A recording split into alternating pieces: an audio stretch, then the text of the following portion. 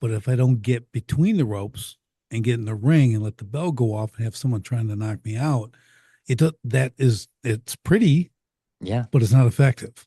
Right. Like you think you're a tough guy till I punch you in the face a few times, and you've Right. never been punched in the face before. Okay. The game changes, right? So it's all, and I like what you're saying, but here's the thing. How do we move them from that thought process of like they actually think they're doing something? Welcome to the Sharpen the Spear podcast, where we help manufacturing executives command the front and win the floor. I'm Richard Walsh, creator of the Sharpened Impact methodology, and I spent decades helping leaders transform frontline teams, unlock hidden profit, and capture capacity they didn't even know they had. If you want to see where your leadership gaps are costing you and how to fix them, head over to grittolead.com and run the free Sharpened Impact Simulator today. Let's sharpen your edge and get started. And we are back on STS Sharpen the Spear podcast with another incredible guest. I've got Ryan Vett with us today. And Ryan, no one knows Ryan as well as Ryan. So, Ryan, we need the backstory. Bring us up to speed so we can get into our conversation. Richard, thank you so much for having me. I'll go back all the way to the lemonade stand. Growing up in Chicago, entrepreneurial since day one, and one day wanted to advertise my lemonade stand because there's a marketing bone somewhere in my body. So I called the Chicago Tribune, which was our local newspaper, and they answered the phone, yes, ma'am, because I was 8 at the time. So first of all, devastated, strike one, and found out that the full color back page ad wasn't in my budget. So I started a marketing company and ended up growing that business and had to take my dad down to the courthouse to sign papers because they wouldn't let a 14-year-old at the time open up a real business. And the rest is history. I've had the opportunity to grow and scale businesses from Main Street businesses and local small businesses, and even some time in some venture-backed startups, ranging to $750 million in valuation. So a large span of working with different types of people over the years. But the one thing that I keep coming back to and where I have the opportunity and privilege to spend my time now is really looking at where we've been as culture and society, where we're headed into the future, and what does that mean for us as business owners and leaders every day in a world that's harder than ever to lead in? How can we lead across generations? How can we serve our clients well in a changing landscape? So in 2021, I kind of left the CEO spot, the business owner spot for the most part. I kept a couple little projects on the side, and have designated my time to writing and to speaking. So I've had the opportunity to speak to over 1,000 audiences now live across the world, and have a couple books out and write a weekly newsletter called Collide that's completely free that just talks about where we are and how we can lead better. That's awesome. That's a lot. Well, from one Chicago guy to another. Okay, welcome to the show. So, Thank yeah, you. I gotta give Chicago a question. We're at Chicago because that means something. It does. Whenever someone asks, where in Chicago, it's like, oh, I know where you're from. Western suburbs, so Wheaton and St. Charles. Man, I lived in Naperville in the 70s. There you go. I've got My family there now. my dad built Springbrook Golf Course. No way. Yeah, Small yeah. world. We lived down in this old farmhouse, not there anymore, but it was yeah, I kind of grew up there when I was a kid. How So cool. and then How cool. Chicago, I ended up in the city. I have a best friend on the South Side. Then I was Old Town, Saguenash, then out to Arlington Heights. So we went Northwest suburbs. So Okay. same area, man. It's all It is. drivable. It's a piece of cake, but good to have you. So that's awesome. But yeah, let's kind of dive into so you've experienced I'm here quoting the entrepreneurial journey numerous times, right? So you're Hmm. doing that, including the initial lemonade stand, which is cool to be that young and go, let's market. It's always about that, right? How do you reach more people? We used to knock on doors and sell seeds and goofy stuff like that, right? Hated it. Absolutely. Okay, it wasn't my thing. I did it. I just don't like this. So marketing was not. Well, I know we're not doing a marketing thing here, but let me just jump ahead a little bit. So now you're speaking, you're out there. What's the main theme? I mean, you've been on 1,000 stages. You're talking all these things. Like, what's your main theme? Let's dive into that because that's probably our most relevant thing, right?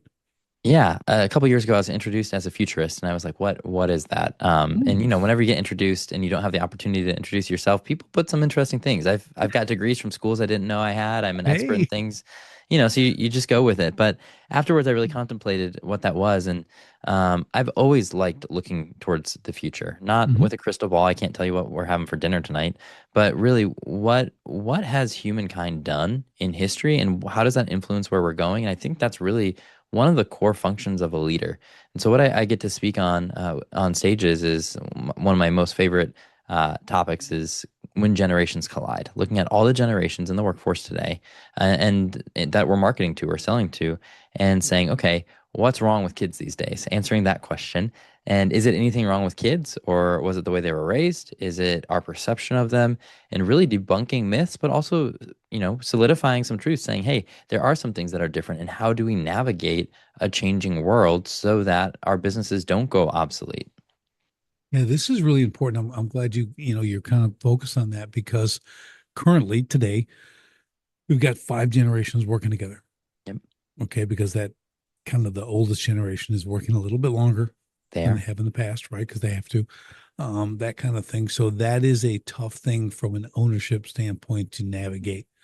Now, I think you always hear, this is one of my caveats, these kids say they don't want to work, no Hmm. one wants to work. And I always tell people, I go, that's the oldest saying in the history of man. Right. Everybody says the next generation doesn't want to work. They're not like us. Well, that's obvious, right? Because there's different things. Things are evolving coming forward. So I think what people understand, it's not a matter of they don't want to work. Because to me, and maybe I'm overly optimistic, but I truly feel the human spirit is to work. Hmm. Like working is when working is good, when it's productive, you create results, you have wins, success, you earn money, you can have that's something worth doing, Absolutely. right? So to say no one wants to work, I just think they haven't been, and I'll use the word loosely, incentivized properly. Hmm. I don't mean they need bonus. I mean it's just you're not making your work attractive, That's however dirty or nasty it is or whatever. So there's the right people are attracted to certain things. That's absolutely correct. I think you're spot on. We've seen it always feels like we label the next generation. That's one of the things that I've Right. moved away from. And I was guilty of it. I mean, one of my first opportunities speaking on millennials in particular was in 2009, asking why they weren't buying houses. Well, millennials were still in elementary school in 2009. Not all, some were of house buying age, but only a very select few, like less than 1% of them. And the question was wrong. And so that's when we label the next generation prematurely, there's a lot of risks. So yes, they don't want to work, or oh, they're lazy.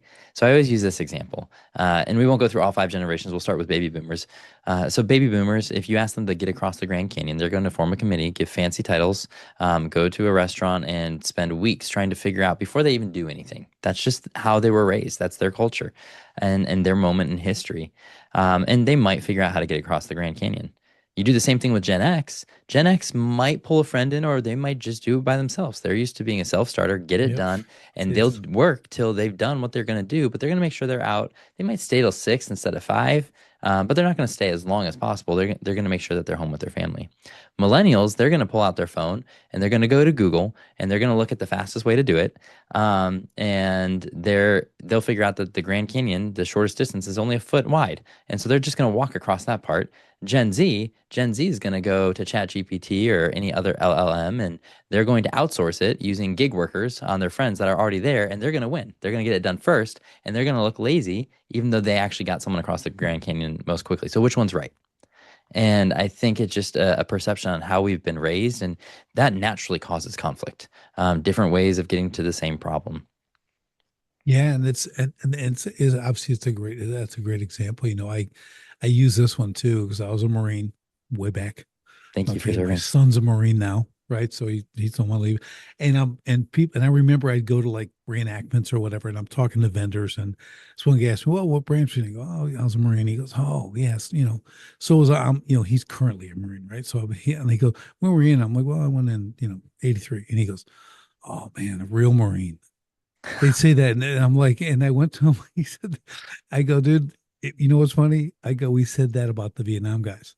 Mm, They're the real Marines. We yeah. were just stand-ins. That's how every generation feels. They feel like the generation before them. This is the military context. were the real ones, Right. and Vietnam was Korea, and then Korea was the World War II guys, and then World War One, right? So it's the same. It's just a little different context, but it's just I think how we're wired Hmm. to think about this. I don't know if it's our own like lack of confidence or whatever it is, but or this impression, because I think you're to your point that they're making these declarations early. Right. They're assigning this what they are real early. I think that's a huge insight, right? Because That's same thing me. now. Now there's been time, but these guys were in war and they did this, and yeah, now if you don't have a car, which is kind of like action ribbon, like you don't rate, because we had 20 years of war. Like my Right. son's whole focus is to get a car because I got to Huh. have one. I've been overseas and done this. I got to do this. So it's just funny. Everyone's got this thing, this way they label, you You're know? exactly correct. And I often call this the generational prism. You look at it, and for those of you listening, I'm making a triangle with my fingers, a prism. When you put light through it, light shines and refracts a rainbow or some beautiful refraction of what's being shown through this glass prism. And I think that reflection is the label. But it's so easy in any stereotype, whether it's generational or otherwise, to start with the label instead of think of that as the byproduct of the actual information. So the two sides, the one side is age and the other one is moment. So I'll give you a concrete example. We've always said that millennials and now Gen Z, whatever the latest generation is, it'll be Gen Alpha in 10 more years, Mhm. are job hoppers. So if you zoom out and look at the Bureau of Labor Statistics actual data on that, going back to the 1950s, and you do a longitudinal study, you've got to figure out an age. So anchor it to an age, let's say by age 25. So age 25, let's see how many times baby boomers hop jobs, then the average Gen Xer hop jobs, and the average millennial hop jobs. Everyone's shocked to find out that baby boomers and Gen X both hopped jobs about 5.3 times by the time they were 25. Everyone's like, every baby boomer's like, no, I didn't. I was loyal to my company. And I'll unpack why in a minute. Then you go to millennials, and everyone's like, oh, it's 25 times if a baby boomer was 5.3 times. But if you look at it, it's only 5.6. So only zero point 0.3 times more in that span. So how is that possible? Well, we've got age, one side of the triangle. Let's look at the other side, the moment. What was the moment in history that was happening? Well, when you look at baby boomers' moment in history, there were almost no child labor laws, and most of them had their first job at 10 or 11, where they were making money. So yes, they hopped 5.3 jobs over 15 years. That included figuring out they didn't like flipping burgers at McDonald's and that they didn't like, pulling soft serve ice cream at Dairy Queen. You fast forward to Gen X, now you're to a point where almost half of the states in the United States have child labor laws. So their first jobs are no longer 10 or 11, 12, they're 14, 15, 16. And they're Mhm. still doing some of those other jobs that they have to find out they didn't like. They're mowing lawns, they're washing cars, whatever it might be. And sometimes they find a career out of it. Sometimes they say, nope, I'm glad I learned, or that boss was terrible. And so they're hopping 5.3 in a shorter amount of time, in about a decade. Now you fast forward to millennials, average first job closer to age 19, which means a lot of them are going to college and not getting their first job till after. You condense that, they're hopping more jobs in less time, in anywhere from 3 to 6 years. It does feel like they can't keep a job. But then if you zoom out one step further to age 30 and look at the same statistics, it almost levels out, which Right. means all of us have to have experience with bad bosses, bad jobs, things we don't like, teams that we don't fit on. And part of that's just growing and learning. And so applying a label is really easy, but that's the last thing that we should do. We should look at the age and the moment that they lived in and Right. see what actually sticks across generations and what's unique to a generation.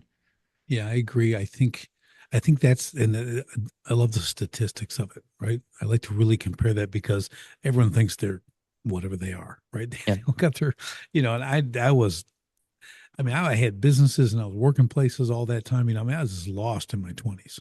right, Started things, doing things. I'm like thinking, I don't know what I'm doing. I mean, I just, and now we know the human brain, especially the male human brain, isn't even fully developed till 24. right, So think about that. Go back to your, hey, it's Culver's, it's McDonald's, these are entry level. They're made. The model is built for these people. They built it so you can have no experience at all, walk in and execute your position, right. right? That is how they're made. And that's what always irks me about people want like 15 bucks an hour for a no experience, no nothing. I go, it's so dumbed down. Like, my dog could do it. I mean, it's like, so you trying to, but they have to change jobs because they have to grow. All Right. those are all low ceiling positions. You get good at it. How long are you going to stay do the same thing you're really good at, meaning that there's no other things to be good at? Right. Like You're exactly right. you're capped out in 6 months at those places. So you make it to a year, it's good. My kids, I put all my kids through those. Go do those. We're going to see how systems work, see how this is, see what's terrible. Because I give this, Ryan. You go to like a fast food place, this is what you got. You got kids, 14, 15, 16, right? No job experience working, so they really don't know what they're doing. Then you Right. got seniors working because they're retired, whatever, need a little income, so they're doing that because they got nothing else to do. So they're kind of there. And then in the middle, you got middle-aged, middle managers. They're just screaming at everybody because they hate the world, they hate their life. They're hurting cats on one end, and then people who just whatever, they don't care. So I'm like, it's such a weird model. I'm like, I just stay away from it, but that's the thing. Like, this is why people are moving through jobs. And I would say, I'd like to get your view on this. If it's whether it's 5.3, 5.6, or 6.10, whatever, it's the point is, if people aren't changing jobs, are they actually learning, growing, and achieving more? Like, I don't see it as a negative per se. Like, because you And can't, unless you can quantify exactly, they're moving from McDonald's to Burger King to Wendy's. Okay, that's one thing. Okay.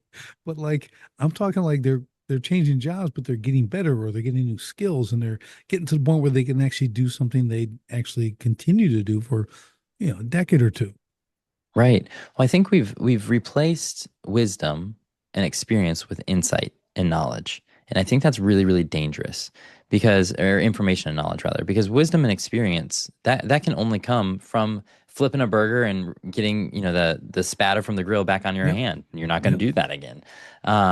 And OSHA would have a heyday with that now, but that's a whole nother Right. situation. So, part of that is experience. And I think what we're seeing, especially with this younger generation, Gen Z, and I don't want to throw them completely under the bus, but Gen Z, who is 14 to 29 today, what we're seeing with them is we're starting to see that they're outsourcing their experience of working to someone else's experience on TikTok.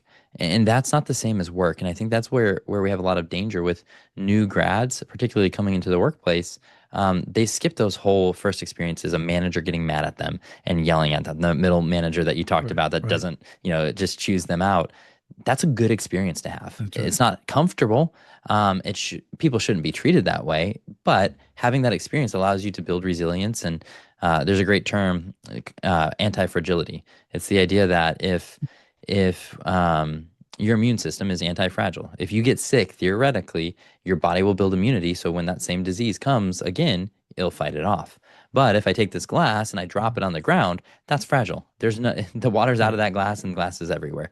And I think some of that, the younger generation is using social media and just knowledge and access to information online to get information, but in that they're lacking the experience and wisdom that comes from those interactions that you can own, that feeling that you only get when your bosses either praises you or, yells at you, or your coworker does something they shouldn't do. And you have to deal with those situations. But reading that or watching that doesn't give you the same experience. That's a really good point, Ryan, because I see it. I see it all the time. I'll give you use this example over the past weekend here.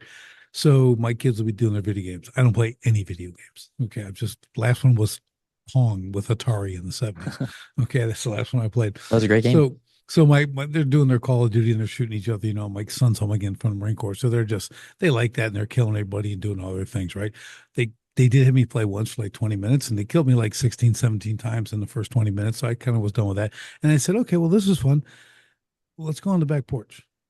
And I said, and I brought some handguns. I got some stuff. Let's do a little shooting because we can shoot off or in that kind of place. And okay, here's targets. Here we go. At 40, bing, bing, bing. So I'm shooting and it's ding, ding, ding, ding, ding.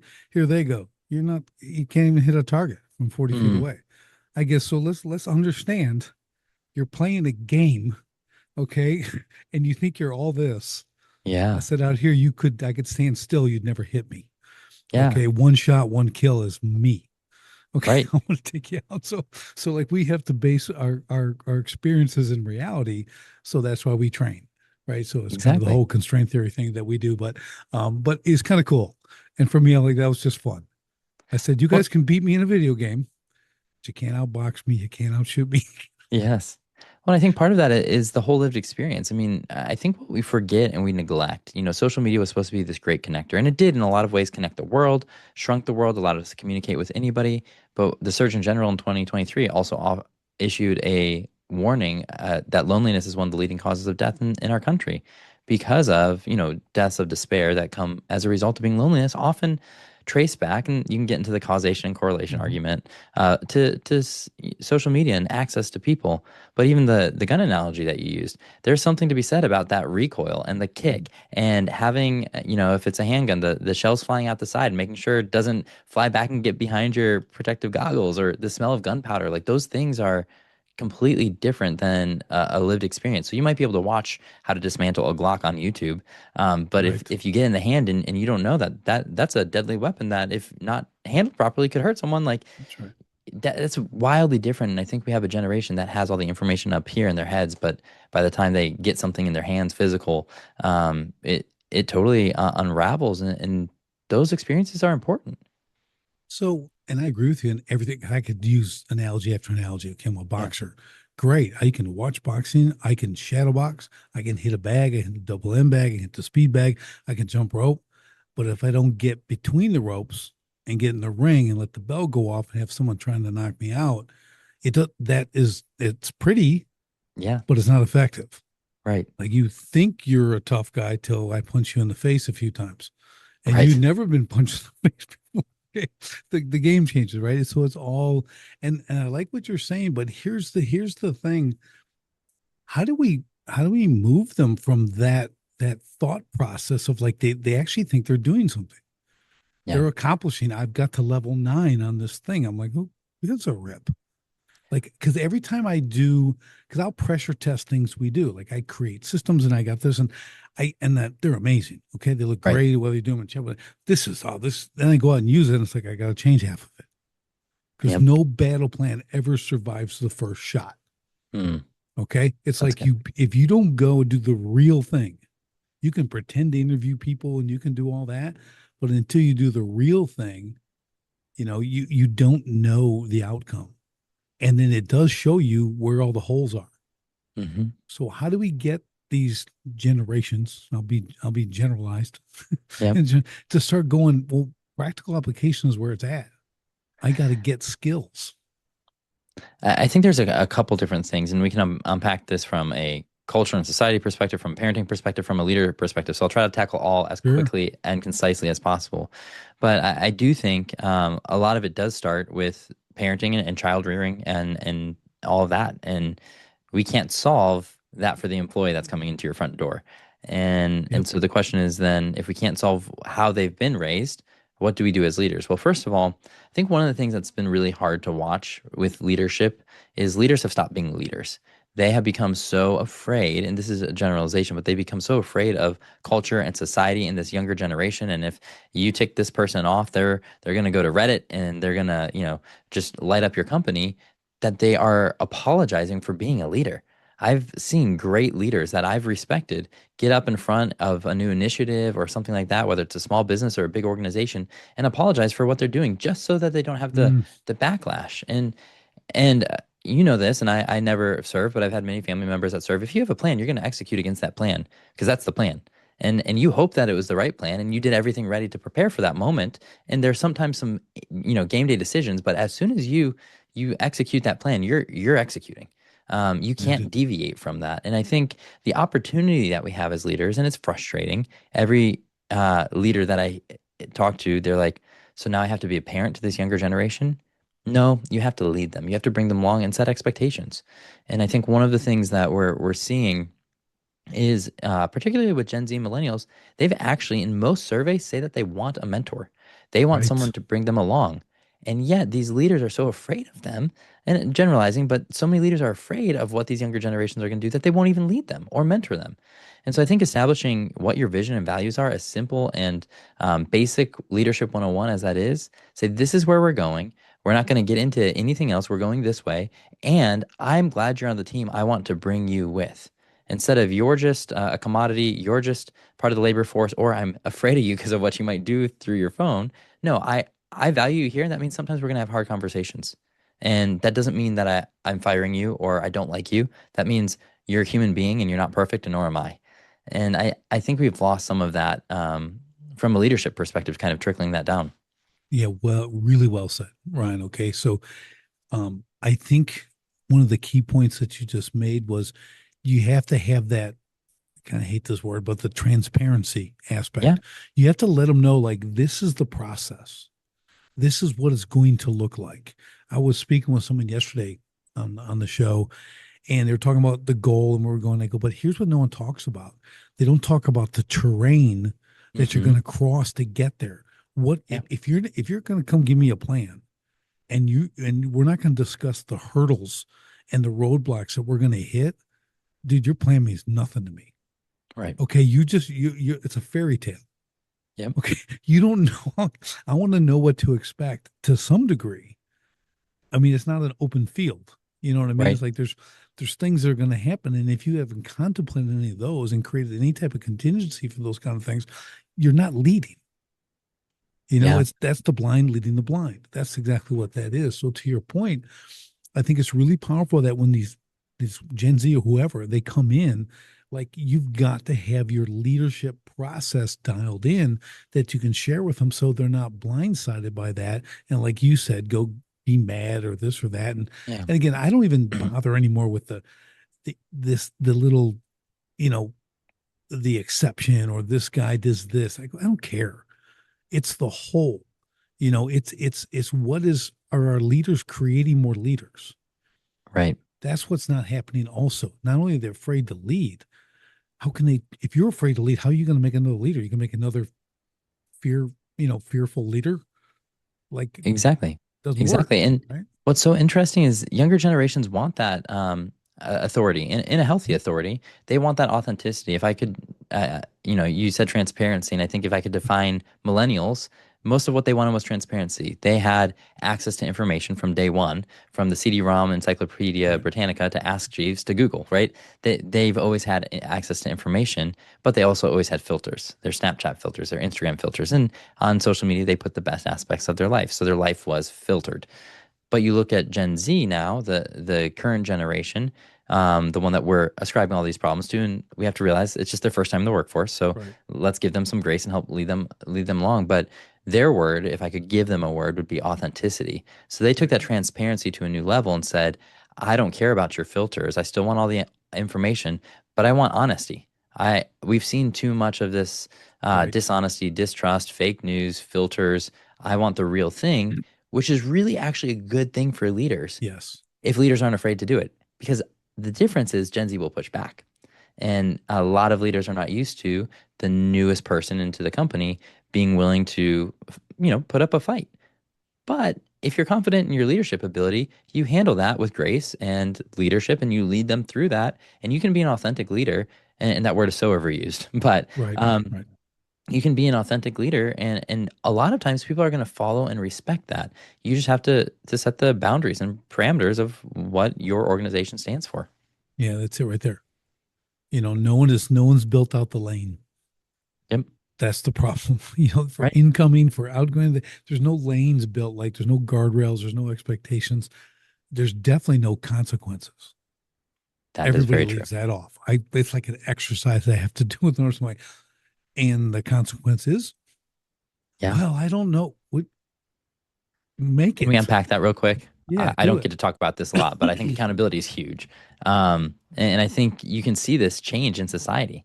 Gen X kids, latchkey kids as a whole, generalizing, but they could ride their bike out. And if they did something stupid, any parent on the block would call them out and Right, would probably talk to their mom and dad. Now a kid can go ride around the block and you don't dare parent another child. And I think we've right. seen this evolution from what was called child rearing. And really, we didn't see the word parenting even surface until the 1970s. Not that there weren't parenting books or the word wasn't used, but as far as like when it became mainstream, and right now, almost 8 out of every 10 millennial parents, so who have either Gen Z or Gen Alpha or Gen Beta kids, um, you're starting to see those parents 8 out of 10 ascribe to a parenting style, meaning that they have a one size fits all book that they're Mm, following to mm, raise their children. And you know what's lacking from most of those is any sort of discipline hmm or accountability. And so we're seeing parents of the last couple generations be kind of hands off and, you do you, you be you. How does that make you feel? Which there's some that we could have learned. Silent generation was extremely authoritarian, maybe over the top. It's often said that silent generation fathers would never say I love you to their children. And we have found that there are certain things like that that are beneficial. But there's also things that we've totally removed, such as discipline. Instead of here, go watch your iPad. I don't want to talk to you anymore. That's not discipline. Right. And I think we have seen that. And when these individuals get up into a job, they can't take discipline because they've never had discipline, which makes it Right. extremely challenging for leaders when they're just simply trying to put those rules in place that keep order. Yeah, it's that's it. It can actually be, Ty, you might know this, you might like this. The whole parenting shift was really the Dr. Spock. Yep. Yeah, it was him. He Yep. wrote that book, that kind of hands-off nonsense, man. So he's to blame. I can point finger at that guy, but really that's where he kind of kicked it off.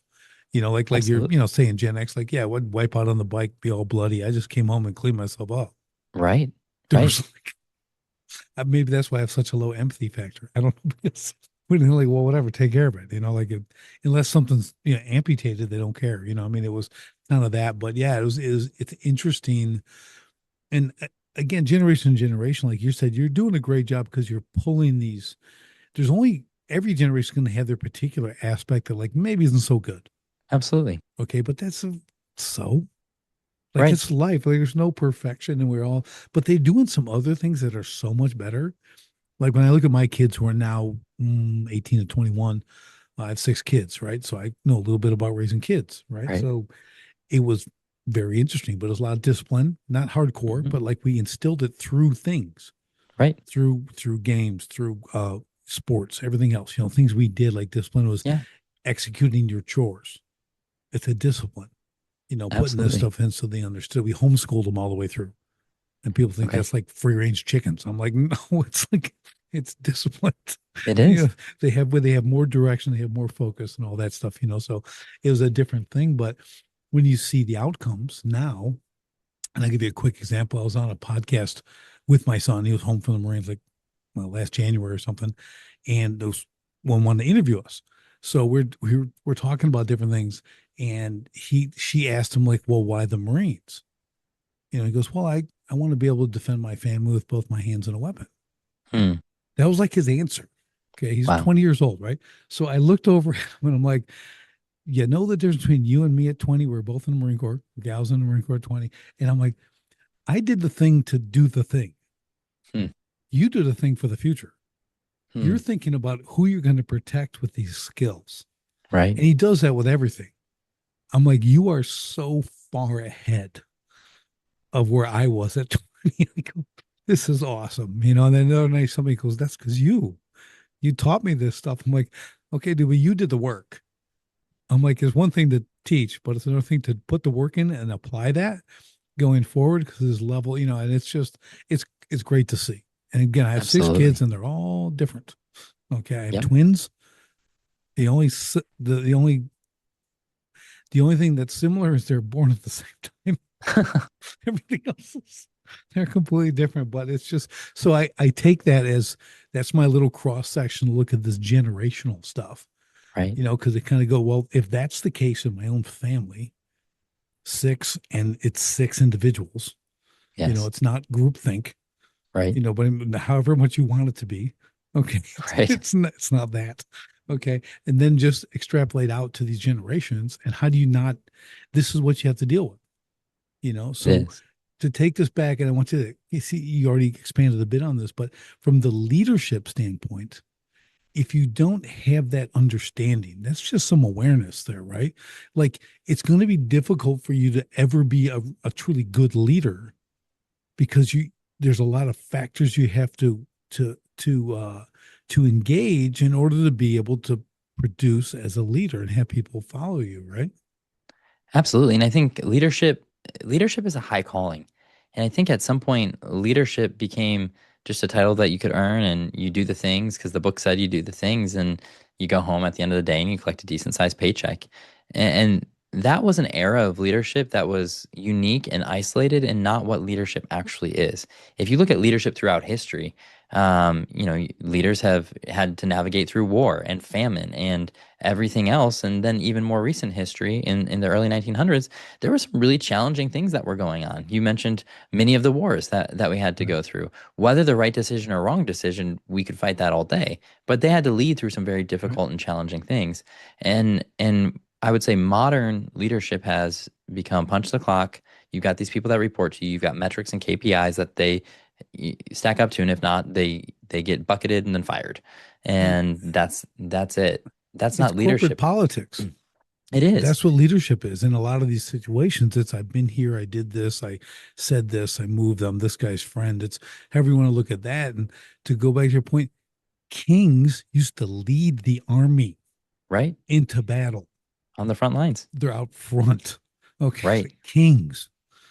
They knew the risk of their position, That's and right. And they knew how to lead. yeah, and Okay. we've lost that. And you said something really important. Not to keep bringing it back to parenting, but you have 6 kids, and you have 6 different kids. You said they're individuals, and I think that's so profound and something that's so lost on leadership books. And listen, my bookshelf right there is full of leadership books. I Right. love them. There's great nuggets you can take from almost anything you read, even if it's someone's unique perspective that you're not going to follow. You can still take that. Right.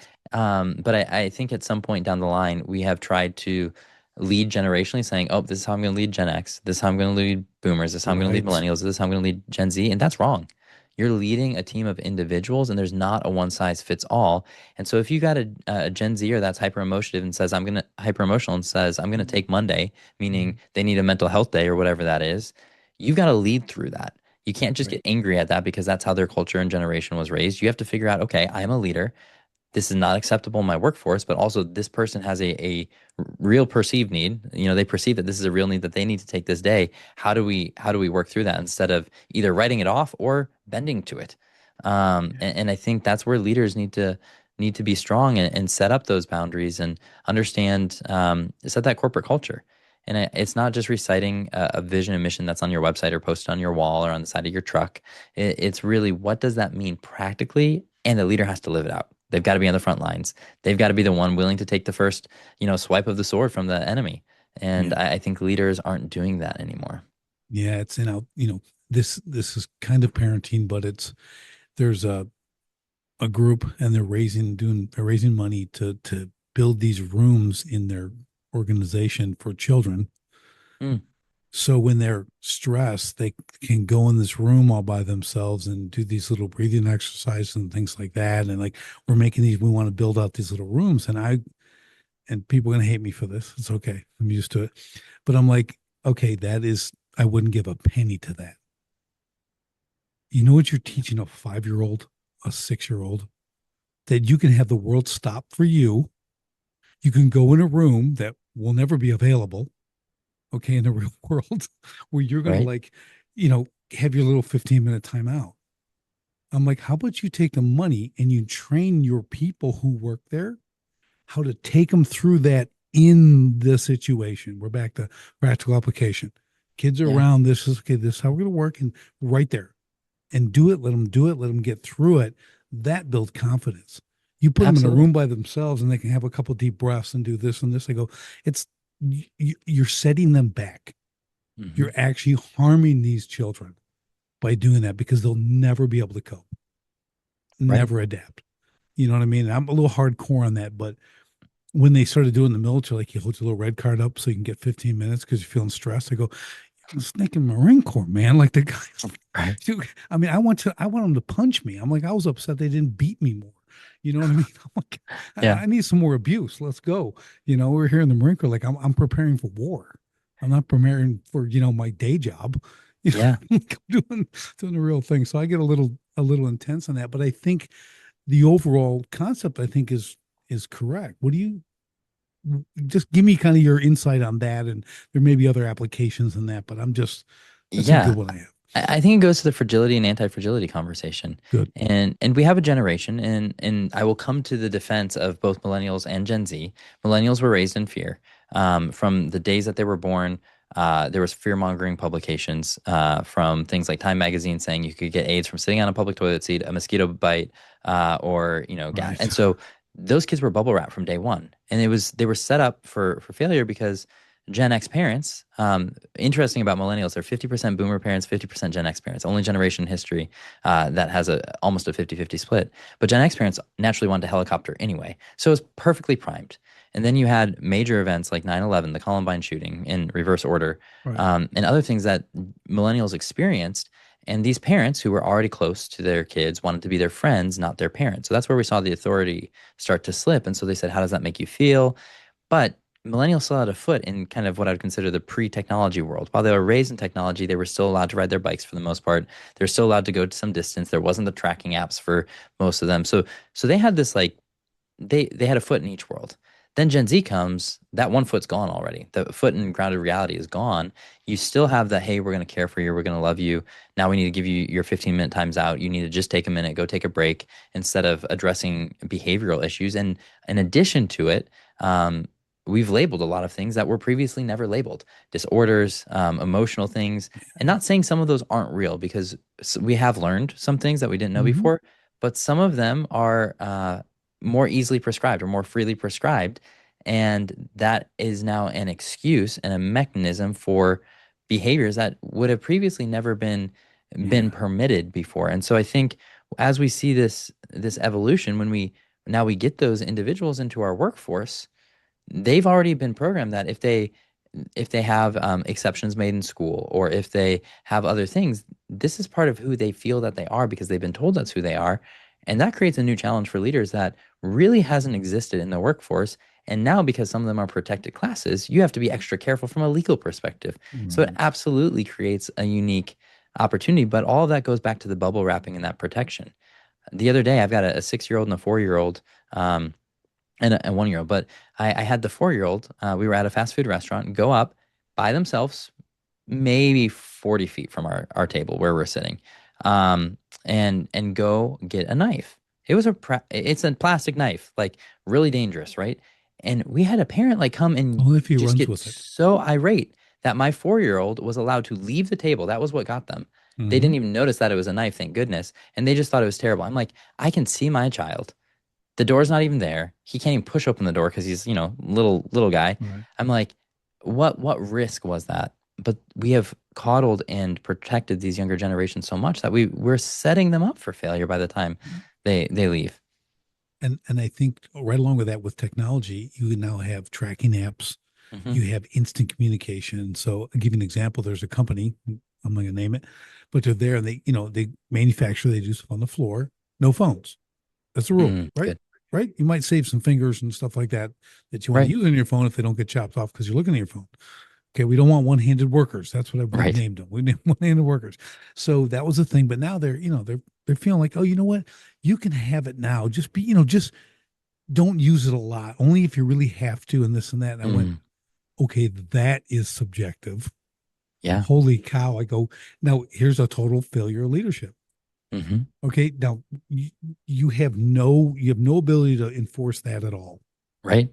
Everyone can use them. What's a lot? What is it? 1 minute? Is it 2 minutes? Is it looking at every 30 seconds? Is it Yeah. how long can you scroll? Like, who would even think this is leadership Right. of the company doing that? Like they're trying to appease them. Like if oh my, like what? I mean, I grew up before all this. I grew Right. up before answering machines. Okay, like so like who cared? We got a busy signal. I pray for a busy signal these Yeah. days. Like Right. I don't want someone to talk to me. No, I'm just kidding. But you think about it, and it's like you're doing all this black little phone here Yep. has become a right to people. It's a Hmm. right to have that. You can't permit me from using my phone on the job to Yeah. do whatever I do. If someone has to get a hold of you, they can call the office, Right. call the company, they can come get you if there's an emergency. It's if your kid wants peanut butter or jelly is not a critical thing. Okay. It's like Yeah. you don't need to answer a text for that, or what if my kids need me? What if they do? What So if you're you're not trying going to get to to them fast enough anyway. that's right. So it's just, and again, it's strictly a leadership. That's a leadership call.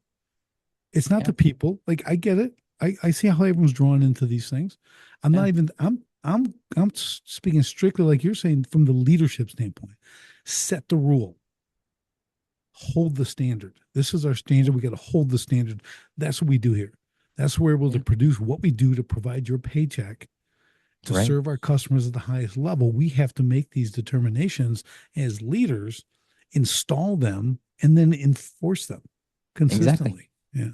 Exactly. And that's what the younger generations want too. I think one example I do have, even though I got out of most of the work, I did have a couple Main Street businesses, and I have a coffee shop in a very, very polarized city. It is made national news for just how much they lean certain directions. And I had a team member, and I'm not involved in the day to day, but the manager called me and said, "Hey, they wanted to put a political sticker up in 2024, which is completely a politically peaceful time in our country."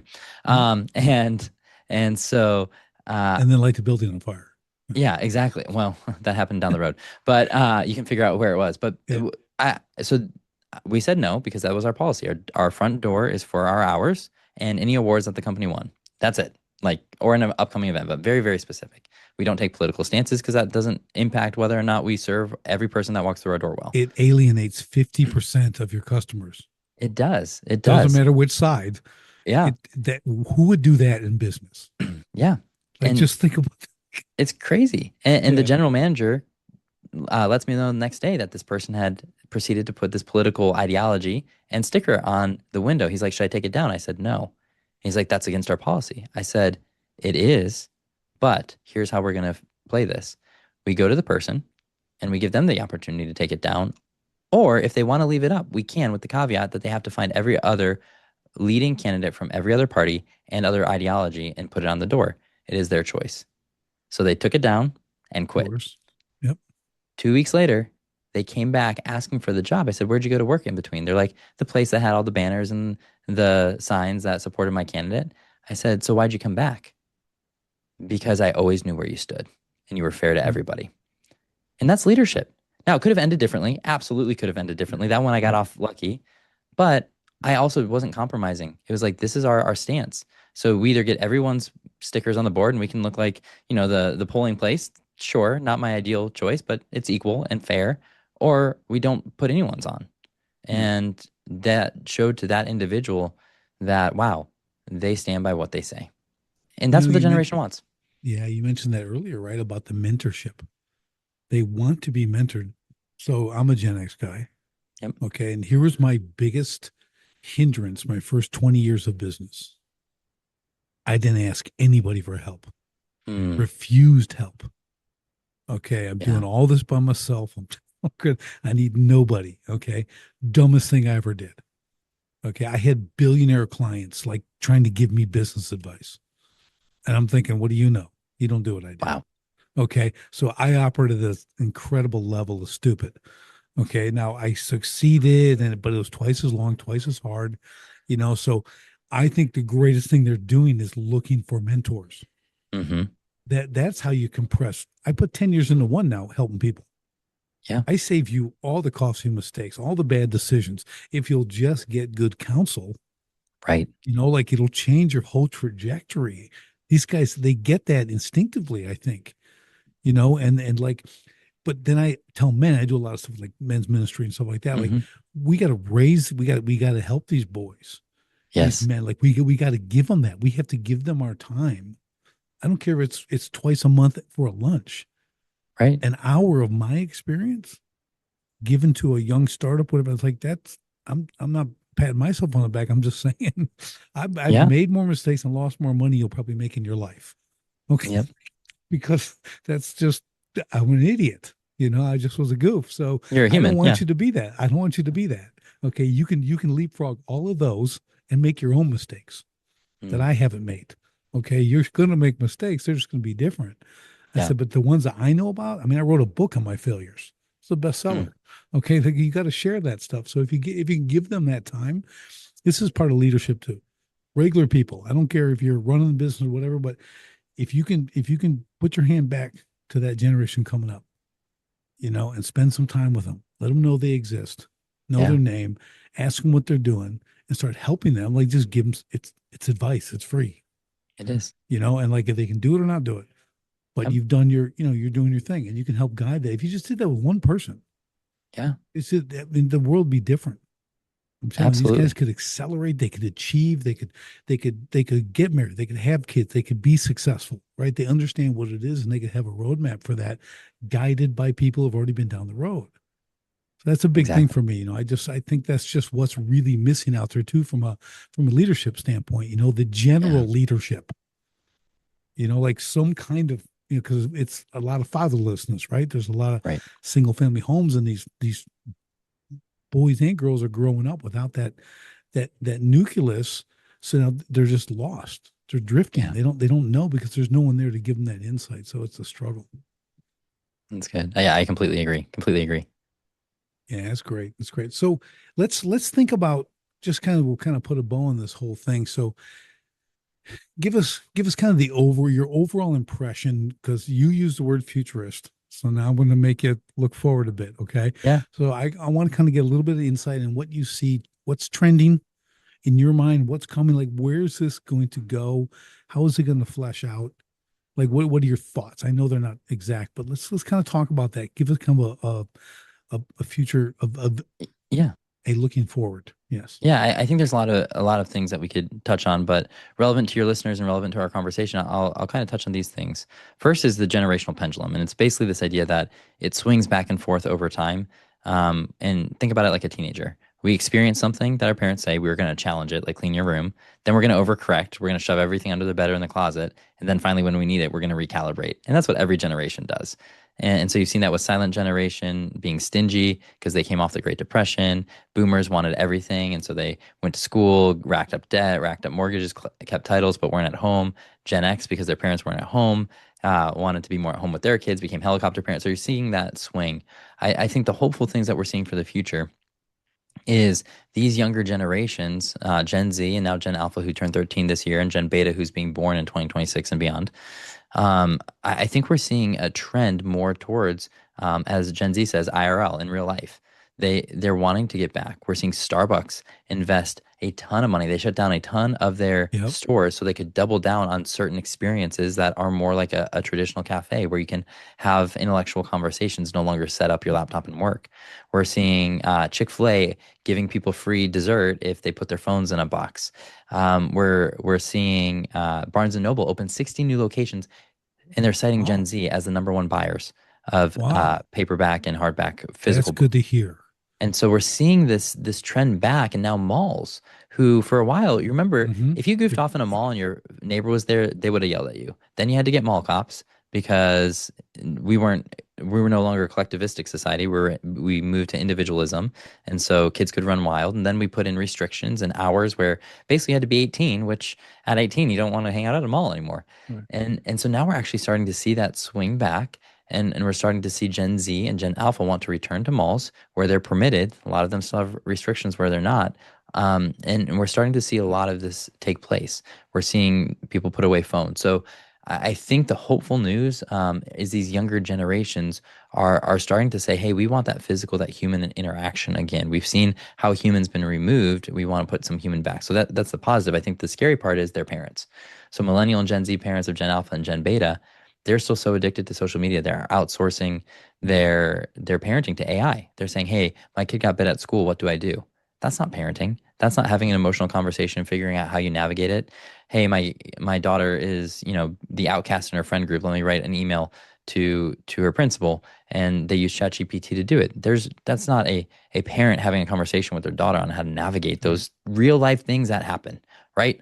And that's my bigger fear. I think the younger generation's already seeing they need more real, but I think their parents aren't there yet. And while they're putting restrictions on phones, the parents themselves are still on their phones. So Right. I think we're going to see some interesting things unfold over the coming decade or two. Yeah. I'm seeing it. It's interesting. My son, who's 19, his girlfriend is 20. She never, her phone's down all the time. Awesome. That's His great. is not. And we've been working on him. Okay. He's like all the time. And she's like, you put that thing away. Yeah. Let's go outside. Let's go hike. Let's go do this. She's very active and out there. And he's an active kid, but he's that technology has him. And Yeah. we've been working on, we waited till they were teens to give them a phone. That's Like, great. there's no before 13 are you getting a phone. Yeah. And even that, I wouldn't do that again. Okay, Mm, it would be yeah. 18. You get a phone. I would Right. never do that again. And my grandkids like, nope, we're not. That's Yep. not gonna. But whatever. But I think you're exactly right. I think I talk about too that pendulum. Hmm. I put it in this aspect that the pendulum of just automation. Hmm. Technology has swung so far that people are now coming back to relationship, and you just There. described a lot of those things, and it's amazing. So what I found is like what I was telling somebody yesterday. I'm like, I don't cold email anyone. I don't get Mm, instantly and do other. I go yeah. knock on a door. I walk in a plant. I walk on the floor and I start talking to people, and like you are to the decision maker in a heartbeat. Right. You know what I mean? I'm like, they're never opening my emails. They're never Right. doing. Got time for that. I'm running companies. Okay. Yep. I don't want your stupid cold email. So I'm like, I've just completely, and it worked well for me because that's how I did in the beginning. But Yeah. just seeing people connect, like you said, Starbucks, everything else, I stopped going for years. I used to go and Right. work, do my stuff, and they're talking to people, and I stopped for years. Now they're kind of, yeah, they're trying to get people back in because it used to be the third place, Right. right? It was That work, was Howard home, Schultz's and goal. Yeah. yeah, that was the whole thing. So it's cool to see. I'm really glad to see that. And I think as people listen to this, they need to grasp onto that aspect because when you build relationships, because you'll look in social media and they want to know, like, and trust factor, and they have all this stuff from marketing. Man, just go shake someone's hand. Yep. You're halfway there Right. and you haven't said a word. You know what I mean? Like it just changes everything. Real connections start happening. Those aren't friends online. Right. You don't have 1,500 friends. I got Exactly. like two in real life. Okay. So it's Yeah. like, that's how I operate. But I love the whole scope of this conversation.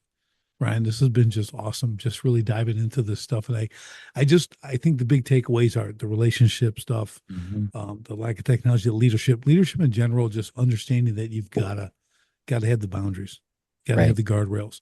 You have to do what you say, Yep. right? Like that's a big thing, Exactly. right? Yep. I just think we teach what we do what we teach. That's Right. what I say. With this, I'm not a theory guy. Yep. Okay. And how we teach is how you'll be doing something that way. So we're the living example of what we do as we show you how to do it. Right. Yeah. So Exactly. we walk that talk. And I think that's if you boil it down, that's leadership. So You have true. to be congruent. You got to have that congruency in what you say and what you do and how you treat people. So really good stuff. So awesome conversation, my man. Well, thank you, Richard. Appreciate the opportunity. Yeah, I love having you here, man. This was excellent. And for everyone else, we'll see you on the next STS podcast. Thanks for joining me on the Sharpen the Spear podcast. If you're a manufacturing executive and you're serious about unlocking hidden profit, improving frontline leadership, and taking control of your floor, go to grit2lead.com right now. Run the free Sharpened Impact Simulator and discover your biggest opportunities are hiding. Don't leave millions on the table. Sharpen your spear, lead from the front, and win the floor. Until next time, stay sharp.